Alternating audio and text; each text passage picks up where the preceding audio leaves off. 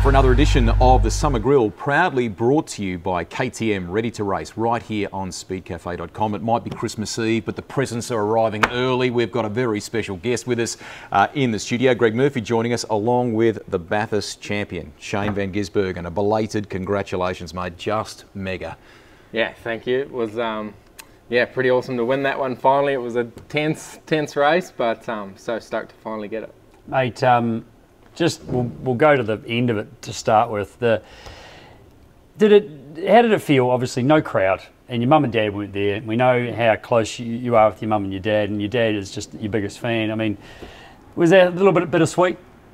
Oh no, not really. It was still pretty awesome, but yeah, the thing I really missed was the shootout. You know, yeah. when you're there and you're getting ready to get in the car and you're hearing the crowd react to the green, the red box, and the crowd just hypes you up for that one. And you know, in the race you don't really notice it, you're just flat out the whole way, but the intensity of the weekend was still there. Like in qualifying, to get into the shootout was so tough, so close, and then the race all day was just flat out. So yeah, how tough the weekend was still the same, but for sure it would have been good to have massive atmosphere on the podium. Yeah. But it's what it is. That race, it was again a phenomenal, typical Bathurst, endurance race, and the battle, and there was some amazing battles. The one towards the end where Cam was putting the pressure on, you were doing everything that you knew what to do, and you were in control. Obviously, you actually looked pretty calm in the car, but before that set you up for the win. When that little bit of moisture came, you go on all the time about the rain, I don't like it, I'm no, whatever, blah blah. You play it down, but that was obviously a significant part of the race that set you up. Yeah, it worked out all right there. I remember after the safety car, I backed off at the crest of Mountain Straight, and I don't want to do this that hard. They all went flying in there. I had flashbacks of Homebush that year, and then felt the grip out for the first lap, and then started pushing and didn't make too many risks there, and once I got to the front I was sort of lost, because I was the pioneer then, but yeah, just from there on it's so hard to pass nowadays, so we just had to get all the little things right and stayed out front. At what point did the enormity of what you achieved hit you? Because for me, no matter what side you barrack for, a little bit of fairy tale in the fact that you're able to win it, finally break through and win it for the factory team in its last outing for Holden in that sense. Flag on the cool down lap was massive. You'd tried so many times and been heartbreakingly close, something you don't often like to talk about. It must have been quite sort of overwhelming in that sense. Yeah, I can watch the 2014 race now. I haven't watched it yet, but I heard it's quite a good one. But yeah, I don't know, I just turned the phone off until I got to quarantine on the Tuesday, Wednesday, and then started going through all the messages and stuff, and it's just as big as winning a championship, if not bigger, for a single race. Like it was amazing how many people reached out and watched the race, and yeah, really, really cool. What's the first thing Mum and Dad said when you spoke to them? I couldn't understand, Dad. I rang about an hour after when I finally got there, and yeah, he was having a good time, but yeah, they were stoked, and it would have been good to have them there, but yeah, they still enjoyed it. What about the fact that it was the last round of the championship, the last race of the championship, and it was all over and out? I mean, we haven't had that, well, you won't remember because you weren't a part of it back when Bathurst was the last race, but did that have a significance, a special significance, and also because of, we spoke to Roland, on one of the other episodes about the fact the Holden demise, the end of Holden, and that being quite significant. Yeah, you didn't really notice the championship feel because Scotty had already won it, you know. But yeah, certainly it was weird to finish so early in the year.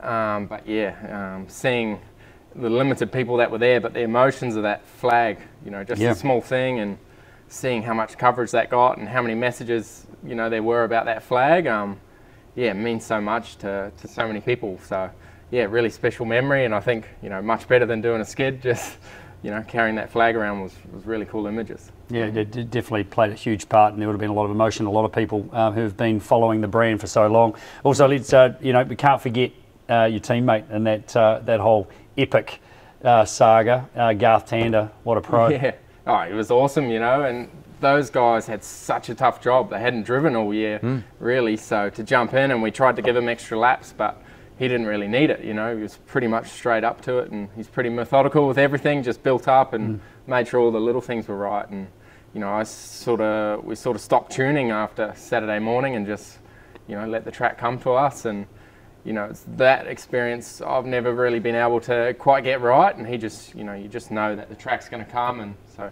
you know, his experience is awesome and he really helps. Yeah, like to think that you can keep that combo for 2021. Yep. But it's our first chance also to talk to you since the news about Grant McPherson. So tell us how you feel about that, and will GT be a part of that for, you know, with you for next year? Yeah, it's a weird one. I spoke to Shippy, you know, that day or the Friday or whatever it was about it, and you know, it seemed okay. And then they rung him that night and just offered a little bit sweeter deal, I think. But I don't blame him. You know, it's hard to move up where we are now. We're pretty top heavy there. There's some awesome guys at 888, and he's a super engineer. We get along really well, and yeah, it'd be great to see him progress and be better. It just would be great to do it together. But you know, whatever happens next year, engineering-wise, still don't know yet. But be interesting to see. Those relationships are so significant, though, right? I mean, you, if anybody's going to know that, and you've had you know, obviously great working relationships. That one with Shippy, you know, how does it sort of stand and compared to the other people that you have worked with in the past? Oh, very good. You know, and he started actually 2 races before me in 2007. So our career was pretty similar to the way we were progressing, and yeah, certainly for him, you know, we work together very well. He's a proper racer, you know, so certainly we'd rather have him at the team than not, but yeah. It's what it happens. It happens, yeah, you move on. Yeah. 2020 was a pretty wild ride. You clinched Bathurst, already had a championship a couple of years prior in your pocket. What's the focal point for next year? Would you dearly love to win another Bathurst, or is it, no way, I'm going to chase that title? I don't know, I don't think about that stuff. Don't you? But yeah, we've got everything there. We've got the best team and certainly a great car, so anything can happen. We just prepare well and try and put a good year together, and yeah, hopefully we're somewhere in the mix. Mate, it's been incredible watching through 2020, and just, you know, the championship wasn't quite where you wanted it to be, but it's pretty good finishing with that big trophy, isn't it? Yeah, you know, we had a pretty tough year in the middle, a lot of car issues, and then I just overdrove it trying to make up for it and made some silly errors myself, but you forget about that pretty quick when you finish like that. So, but you know, try to remember that so we can make it better for next year. But yeah, still stoked, you know, it's December now and still on a high. Bloody oath. A little bit surreal, isn't it? The fact that, you know, this young kid that came into supercars in the middle of thereabouts of the previous decade, now you're a Bathurst winner, mate.